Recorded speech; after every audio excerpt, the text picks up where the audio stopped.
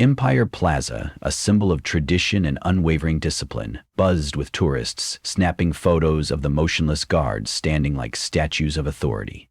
To the untrained eye, these guards were mere ceremonial figures. But for Daniel Cross, his post was more than just a duty. It was a burden of unshakable responsibility. Today, however, the weight felt heavier than ever. Across the courtyard, he spotted Evie Carter, a 90-year-old veteran with a missing arm. Each step she took radiating the quiet strength of someone who had given more than most could imagine. Her medals, glinting proudly in the afternoon sun, told a story of sacrifice and resilience. Yet, amidst the serene atmosphere, a dark presence loomed. A gang of men, their eyes cold and predatory, closed in on Evie and her daughter Jessica, their sneers dripping with cruel intent. Daniel's pulse quickened. He had seen trouble before, but this was different. The thugs' taunts grew louder, their jeers slicing through the hum of the plaza. One of them reached out, his fingers grazing Evie's medals with a smirk. The moment stretched, tension thick in the air. Daniel's fists clenched at his sides, torn between the rigid protocol drilled into him and the voice deep within urging him to act. He could almost hear his captain's voice warning him, "Stay at your post, do not engage unless absolutely necessary." But was standing by really an option? Could he watch an aging war hero, someone who had once fought for the very freedoms he now swore to protect, be humiliated? His heart pounded as the choice became clear. In a single deliberate step, he shattered the barrier of duty and conscience, his voice cutting through the chaos. The plaza fell into an eerie silence, all eyes turned to him. The moment of truth had arrived. Daniel Cross stood rigid, his heart pounding like a war drum in his chest, his mind racing through the consequences of his decision. The moment his voice sliced through the air, it was as if the entire world had paused. Tourists froze mid-step, phones raised, eyes wide with anticipation. The gang of thugs, known around town as the Iron Fangs, turned their sneering faces toward him, surprised by the intervention. Tate crossed course. Frankenstein starred. Their leader, a towering figure with a jagged scar across his cheek, fixed Daniel with a glare that carried the weight of years spent instilling fear in others. But Daniel didn't flinch. His duty was no longer confined to the rigid boundaries of protocol. It extended to something deeper: honor, justice, and protection. Evie Carter stood still, her one remaining hand instinctively clutching the medals pinned to her jacket. Her lips pressed into a thin, determined line. Jessica, standing by her mother's side, had tears brimming in her eyes, fear mixed with a desperate hope that someone, anyone, would intervene. Daniel had seen many faces of fear before, but the quiet dignity on Evie's weathered features stirred something inside him.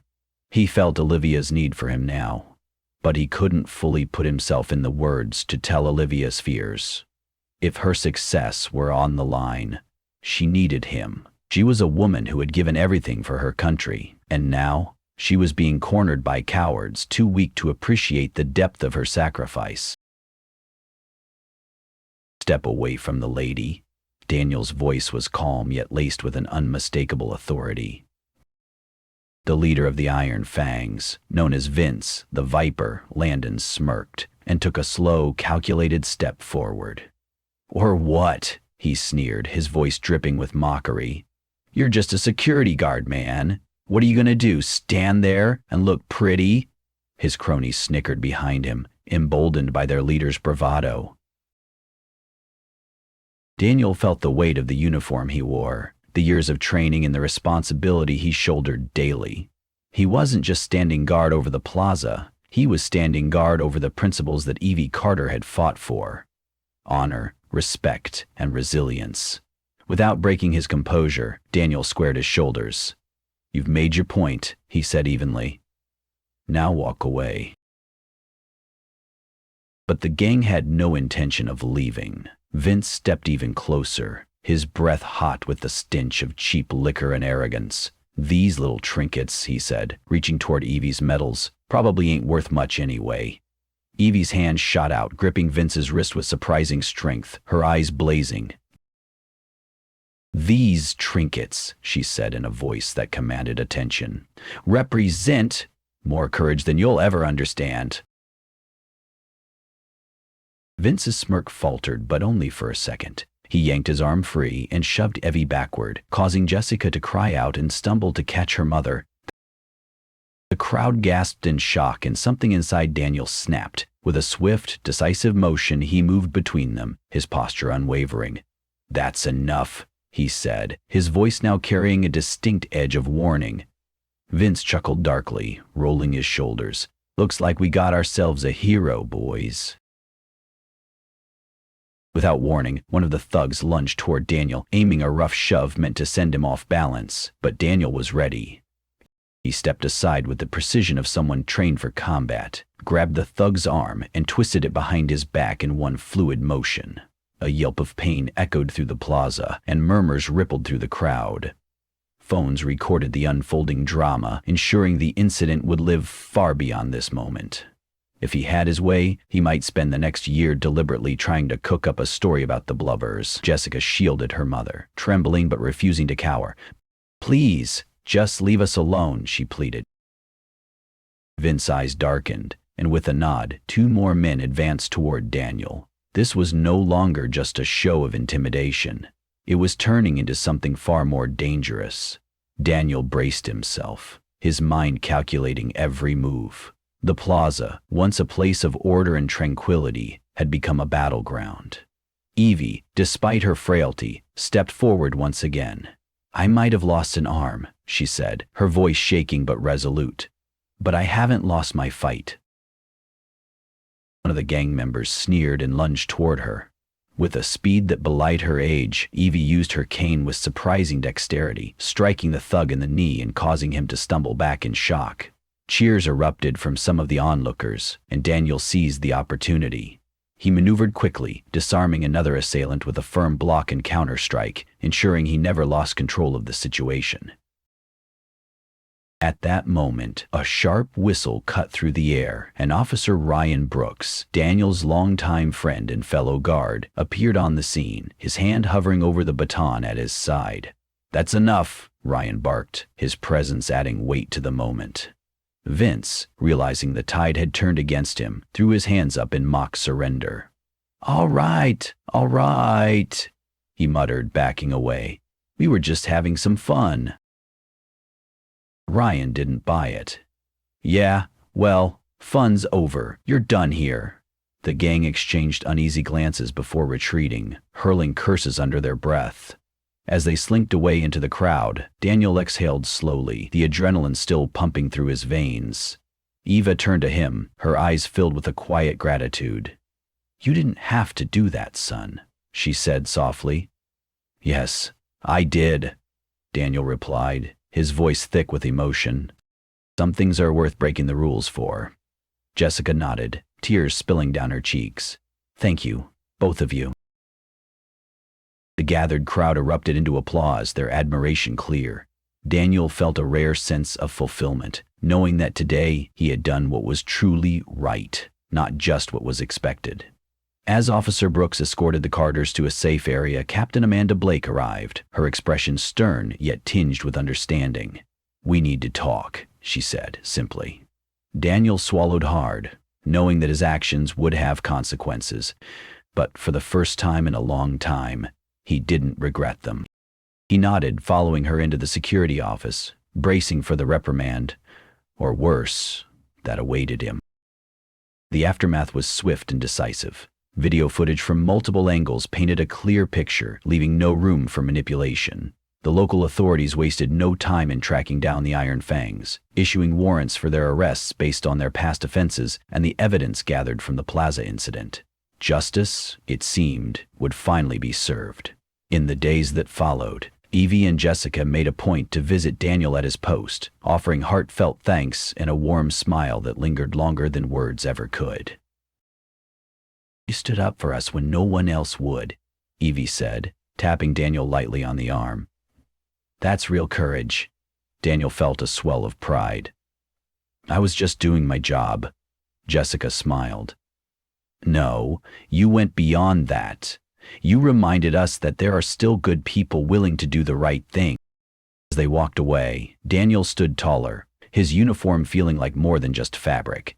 It was a symbol of responsibility, a reminder that sometimes bending the rules for the greater good was the right thing to do. And though the Iron Fangs were no longer an immediate threat, Daniel couldn't shake the feeling that this wasn't over. As he resumed his station, scanning the crowd with a sharper gaze, he noticed an unfamiliar figure lingering in the distance, watching him intently. A new challenge, perhaps. A new test of duty and courage. Whatever it was, Daniel Cross was ready. The weight of the recent confrontation still hung heavy in the air as Daniel Cross resumed his post at Empire Plaza. The unsettling glare of that unknown figure watching from the shadows gnawed at the edges of his mind. Despite the overwhelming sense of victory from standing up to the Iron Fangs, a deeper unease settled in his chest. He knew the gang wouldn't back down so easily. As the sun began to set, casting long shadows across the grand pillars of the plaza, an ominous stillness crept in. Tourists continued to snap pictures, oblivious to the tension simmering beneath the surface. But Daniel remained on high alert. His fingers instinctively tightened around his belt where his radio rested, ready for any sign of trouble. Evie Carter and her daughter Jessica had left the plaza earlier, reassured by the heavy police presence now patrolling the area. Yet Daniel couldn't shake the feeling that they weren't truly safe. The Iron Fangs were known for their persistence, their vendettas often carried out when least expected. And now, with their bruised egos and public humiliation, Daniel suspected they were plotting something far worse than public harassment. As twilight deepened, Daniel spotted movement near the edge of the plaza. A dark sedan idled just beyond the security perimeter, its engine humming ominously. The driver, obscured by tinted windows, sat motionless, watching. Daniel's gut twisted. This was no coincidence. He exchanged a glance with Officer Ryan Brooks, who stood at a distance, casually patrolling but fully aware of the car's presence. Ryan gave a subtle nod, signaling that he, too, was wary. Then, without warning, the sedan's headlights flared to life, and it sped off into the night. Daniel exhaled slowly, forcing himself to remain composed. Just intimidation tactics, he told himself. But deep down, he knew it was far from over. The next day arrived with an eerie calm, but Daniel remained restless. Every fiber of his being screamed that something was coming. And then it happened. Mid-afternoon, as Evie and Jessica strolled back into the plaza, Jessica insisting her mother get some fresh air, Daniel felt his stomach tighten. He noticed them before they saw him, Evie wearing her medals proudly, Jessica holding onto her arm with a mixture of affection and protective concern. They walked toward a nearby bench, unaware that trouble lurked just beyond their sight. From the corner of his eye, Daniel caught a flash of movement. Vince, the Viper, Landon, the Iron Fang's leader, stood across the plaza, leaning against a pillar with an unnerving smile, his eyes locked onto Evie and Jessica like a predator tracking prey. This time, he wasn't alone. 4 men dressed in dark clothing and exuding an air of menace flanked him. Daniel's heartbeat spiked. He knew this wasn't going to be another verbal sparring match. This was escalation. The gang had come back with a vengeance. Daniel's training kicked in, and he quickly assessed his options. He couldn't act rashly, but he needed to move fast. "Ryan, we've got company," Daniel murmured into his radio. "I see him," Ryan responded, already moving toward them from the other side of the plaza. Just as Daniel took a step forward, Vince made his move. He pushed off the pillar and walked straight toward Evie and Jessica, his men following close behind. Daniel's pulse hammered in his ears, and time seemed to slow. Jessica noticed them first. Her eyes widened in fear, and she instinctively placed herself in front of her mother. Evie, however, stood her ground, her jaw clenched in defiance. "We don't want any trouble," Jessica said, her voice shaking slightly. "Ooh, but trouble's found you," Vince sneered, stepping too close. "See, I don't like being embarrassed in front of a crowd, and I sure don't like when people think they can outsmart me." Jessica's grip on her mother's arm tightened. "We're leaving," she said firmly, trying to guide Evie away. Vince grabbed Jessica's arm, his grip firm, and a gasp escaped her lips. "Not so fast, sweetheart," he said menacingly. Before Daniel could intervene, Evie acted. Despite the limitations of her missing arm, she swung her cane with precision, striking Vince's wrist and forcing him to release Jessica.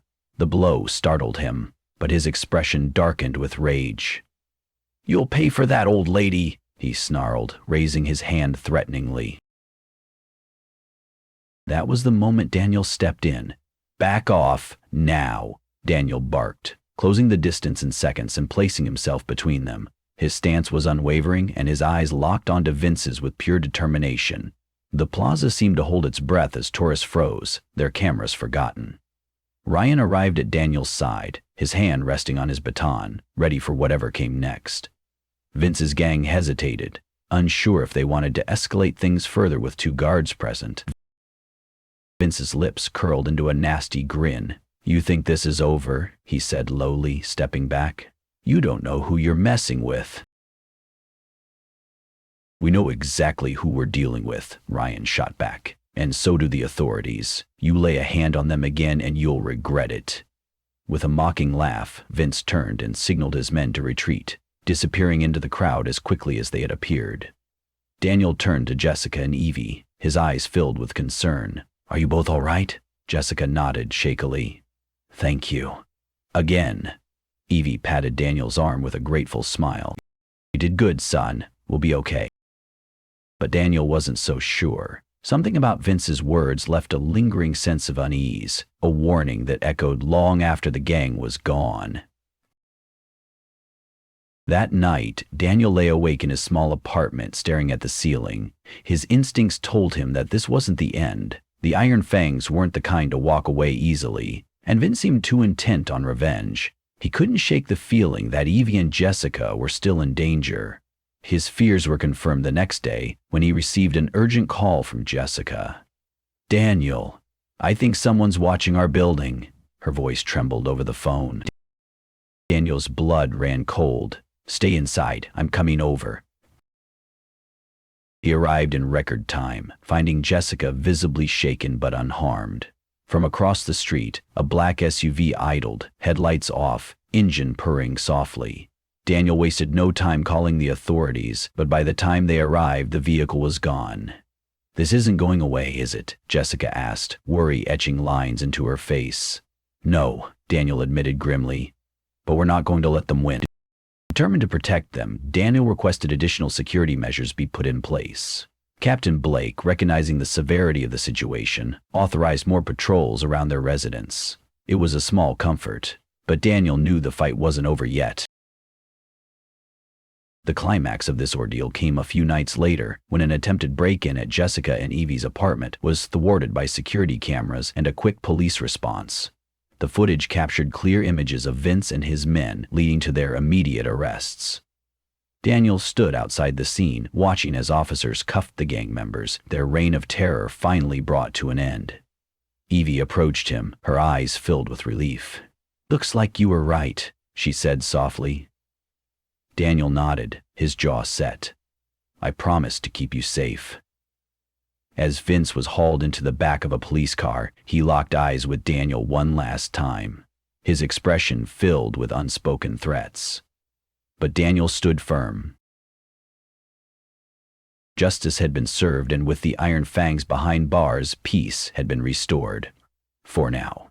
As Daniel returned to his post at Empire Plaza, the events of the past week weighed heavily on him. But as he stood tall beneath the towering pillars, watching tourists once again enjoy the plaza without fear, he knew that stepping beyond protocol had been the right call. Because true honor wasn't about following rules. It was about protecting those who couldn't protect themselves. And he would do it all over again if he had to. The cold air hung heavy over Empire Plaza, a stark contrast to the turbulent emotions swirling within Daniel Cross. The arrest of Vince the Viper, Landon and his gang should have brought a sense of closure, yet an eerie feeling of unfinished business gnawed at him. The cameras had captured their crimes, the law had done its part, but Daniel knew men like Vince weren't easily deterred. The Iron Fangs weren't just a gang, They were a network with deep roots and long grudges. As Daniel resumed his post the following morning, his eyes scanned every passing face, his instincts sharper than ever. He was no longer just standing guard. He was on a mission to ensure Evie and Jessica Carter remained safe. Evie, ever the resilient soldier, insisted on maintaining her daily routine, her determined strides across the plaza a testament to her enduring spirit. Jessica, however, remained on edge, her eyes darting nervously at every shadow. Daniel could see the toll it was taking on her, and it only reinforced his resolve. A week passed without incident, but Daniel knew better than to let his guard down. The Iron Fangs might have been dismantled for now, but something darker was brewing beneath the surface. His suspicions were confirmed one evening when Jessica approached him after his shift, her face pale. "Daniel," she whispered, clutching her coat tightly. "I got a call. No voice, just breathing." Daniel's jaw tightened. "It's them," he said, the words laced with certainty. "They're trying to scare you." Jessica swallowed hard. "It's working." Daniel took a deep breath, his mind working through possible solutions. "We'll increase security. You're not facing this alone." Despite his reassurances, a gnawing fear persisted. Late that night, as he patrolled the perimeter of Empire Plaza during a scheduled sweep, his gut told him something was wrong. Until the flickering streetlights cast eerie shadows against the towering structures. And then, a sound. A sharp rustle in the distance. Daniel's hand instinctively went to his radio, but before he could report it, he saw movement.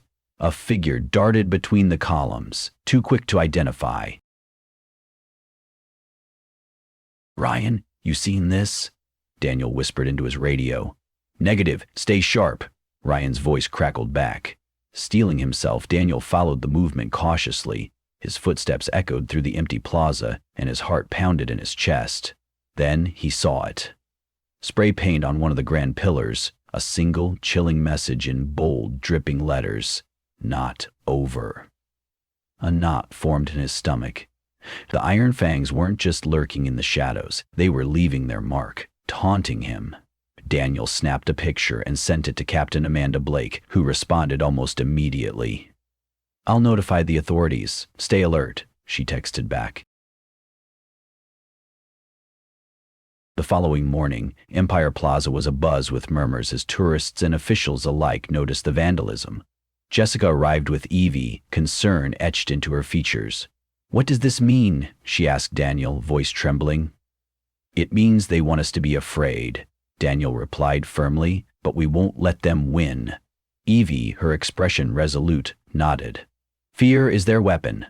Ours is resilience." As the police investigated, Daniel noticed an unfamiliar man lingering near the plaza's entrance, watching too intently. Something about him sent shivers down Daniel's spine. He wore a dark coat, his face partially obscured by a hat. When their eyes met, the man turned and disappeared into the crowd. Days passed, but the tension never eased. Jessica continued to receive anonymous calls, always silent, always at odd hours. Daniel found himself sleeping less, his mind racing through worst-case scenarios. The fear of failing to protect them gnawed at his conscience. Then, the unthinkable happened. Late one night, as Jessica arrived home from work, she noticed her apartment door ajar. Her heart pounded as she pushed it open, the soft creak echoing ominously. Inside, drawers were pulled open, papers scattered across the floor. Someone had been there. Panicked, she called Daniel, her voice shaking. "They were here," she whispered. I don't know what they were looking for." Daniel wasted no time. He arrived within minutes, scanning the apartment carefully. "Stay by the door," he instructed. A thorough search revealed nothing missing, but the message was clear. They weren't done yet. Jessica hugged herself, her voice a broken whisper. "I can't live like this, Daniel." He placed a reassuring hand on her shoulder. "You won't have to, I promise." Taking matters into his own hands, Daniel reached out to an old friend, a private investigator with ties to law enforcement. Together, they pieced together a chilling theory. Vince Landon had connections that extended beyond the streets, and someone was still pulling the strings from behind the scenes. Captain Blake, upon hearing Daniel's concerns, took immediate action. "We're going to increase patrols and surveillance, but you need to be careful. If they've come this far, they might be willing to go further." Daniel knew she was right. As the days passed, he felt the weight of the situation pressing harder on his shoulders. He kept a close eye on Evie and Jessica, watching for any sign of trouble. His instincts screamed that something big was coming, and he was right. One evening, as Jessica walked through the plaza after visiting her mother, Daniel caught sight of the dark-coated man again. This time, he didn't disappear. Instead, he advanced toward Jessica, his steps deliberate. Daniel's heart slammed against his ribs as he sprang into action. "Do, Jessica, run!" he shouted, drawing the attention of nearby officers. Jessica's eyes widened in fear as the man lunged toward her. Daniel intercepted him with a well-placed shove, sending the attacker sprawling to the ground. The man scrambled to his feet and bolted, but not before Daniel caught a glimpse of a familiar tattoo on his wrist, an Iron Fang's insignia. Authorities flooded the area within moments, securing Jessica while Daniel pursued the man into the alleyway behind the plaza. The chase was tense, their footsteps echoing in the darkness. The attacker slipped through a side door into an abandoned building, but Daniel followed without hesitation. Inside, the air was thick with dust and the smell of damp wood. Daniel moved cautiously, his every sense heightened. "Show yourself," he called out, his voice steady. From the shadows, Vince Landon emerged, his face twisted into a smug grin. "Miss me?" he sneered. Daniel's eyes narrowed. "You should be in jail." Vince shrugged. "Connections, my friend, and I don't like loose ends." Before Daniel could react, two more figures stepped out from the darkness. He was outnumbered, but he didn't waver. Years of training took over, and within moments he was engaging in a desperate fight for control. The blows came hard and fast, but Daniel held his ground. With a final, well-placed strike, he sent Vince crashing to the floor. Sirens wailed in the distance, and Ryan Brooks burst through the door, gun drawn. "Drop it, Landon." Vince smirked, holding up his hands in surrender. "Guess you got me again." This time, there were no second chances. Vince and his remaining men were arrested, their influence finally dismantled. Jessica and Evie, hearing the news, arrived at the scene, relief washing over their faces. Jessica hugged Daniel tightly. "You kept your promise," she whispered. Evie nodded in approval. "You're a good man, Daniel." As the dust settled and Empire Plaza returned to its usual hum of tourists and routine, Daniel stood at his post once more, but this time he felt different. He had stepped beyond protocol, beyond duty. He had protected what truly mattered, and though the danger had passed, he knew his vigilance would never waver. For in the face of adversity, true courage is standing firm, not just as a guard, but as a protector of the values that define us all. In the days following the arrests, Empire Plaza slowly returned to its usual rhythm. Tourists bustled about, snapping photos and marveling at the grand architecture, unaware of the turmoil that had unfolded just days before. For most, it was just another landmark, a place of beauty and history. But for Daniel Cross, it had become something more. He stood at his post, his uniform crisp, his gaze watchful, but something within him had changed. The weight of recent events lingered in his chest, a constant reminder that his duty went beyond standing still and observing. He had stepped beyond protocol, beyond the rigid confines of his job, and into something deeper, a calling to protect, not just enforce. And as he stood there, his eyes scanned the crowd, not just for threats, but for familiar faces. He didn't have to wait long. From across the plaza, Evie Carter approached, her daughter Jessica at her side. Evie's steps were slower, but her spirit was unbroken. The medals pinned to her chest glinted proudly in the afternoon sun, each one a silent testament to the battles she had fought, both past and present. Jessica, her expression lighter than it had been in days, waved as they drew near. "I see you're back to your usual routine," she said with a gentle smile. Daniel nodded, a small smile tugging at the corner of his lips. Some things never change. Evie studied him for a moment, then reached out and placed her remaining hand on his arm, her grip firm yet warm. You stood up when it mattered most, son. That's more than most can say. Her eyes, filled with gratitude and wisdom, met his. People like you make a difference. Daniel swallowed against the lump forming in his throat. I just did what needed to be done. Jessica stepped forward, her voice softer. No, Daniel, you did more than that. You made us feel safe again. For the first time in a long while, Daniel allowed himself to breathe, to take in their words, to let them sink in. It was easy to get caught up in the rules, in the rigidity of duty, but moments like these, moments where his actions had real impact, reminded him why he had chosen this path in the first place. Evie glanced around the plaza, her gaze wistful. You know, when I was younger, I used to think bravery was only found on the battlefield, but I see now it's in the everyday moments too, in standing up for what's right, no matter the cost. Daniel nodded, his respect for her deepening. It's an honor to have stood by you. As they exchanged goodbyes, Daniel watched them walk away, their figures blending into the crowd. He straightened his posture, his resolve renewed. The plaza might look the same, but he knew it held stories now. Stories of courage, resilience, and quiet heroes. And as he resumed his watch, he knew that his duty was no longer just about standing guard. It was about being ready, being willing, and above all, being human. Daniel Cross has faced challenges that have tested his strength, his sense of duty, and his unwavering commitment to justice. From the moment he stepped beyond protocol to protect Evie Carter and her daughter Jessica, he proved that being a guard is more than just standing watch. It's about standing up for what's right. But his fight isn't over. The threats lurking in the shadows haven't disappeared, and the weight of responsibility on his shoulders only grows heavier. Now more than ever, Daniel needs support. What should he do next? Should he continue to push the boundaries, risking his career to protect those in need? Should he investigate further, uncovering the deeper threats posed by the Iron Fangs? Or should he take a step back, trusting the authorities to handle the situation? His next move could determine not just his future, but the safety of those around him. That's where you come in.